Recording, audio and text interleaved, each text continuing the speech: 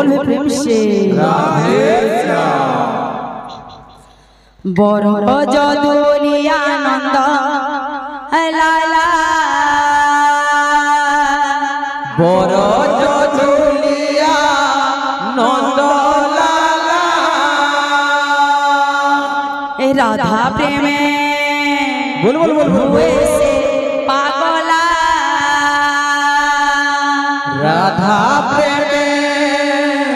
हुए से पागला राधार प्रेम रे ये पागल हेसी आपण मन तो समस्त जानि थिबा क्या माने अरे बजाए बोइसी बोल बोल बोल बोल राधा राधा बोली बोल नट नागर एक दुई तीन चार पांच पंदर अरे गोरी कनिया को देखो कालिया बर एक दुई तीन चार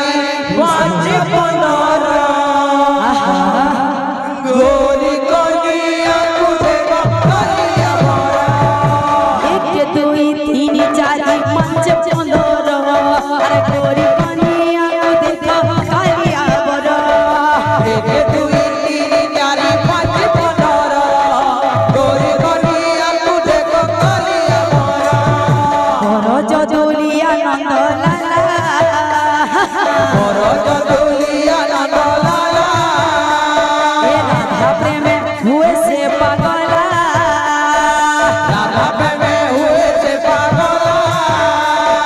बजाए बोइसी राधा राधा बोली नट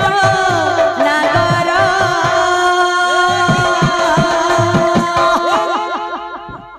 एक दुई तीन चार पांच पंदर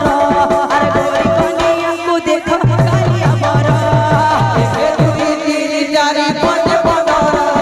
गोरी कनिया को देखो कालिया बर एक दुई तीन चार पांच पंदर अरे गोरी कनिया को देखो कालिया बर एक दुई तीन चार पाँच पंदर गोरी कनिया को देखो कालिया बर एक दुई तीन चार पांच पंदर अरे गोरी कनिया को देखो कालिया बर एक दुई तीन चार पाँच पंदर गोरी कनिया को देखो कालिया बर बोलो बोलो बोलो जय तो चाहे लगे पिला माने बाध्य बाई थुआ किंतु परछा परछा हां हां तो का बोलु जे गुला गुला जहा को हम खुला ना मन भीतर के छन छन नहीं थिबार बाध्य भी हम परछा बाई थुबार कथा लड़बड़े में हमार कथा अच्छा अच्छा तो का बोल छी गुला जहा को हम खुला क्लियर क्लियर वाला एक दुई तीन चार पांच पंदर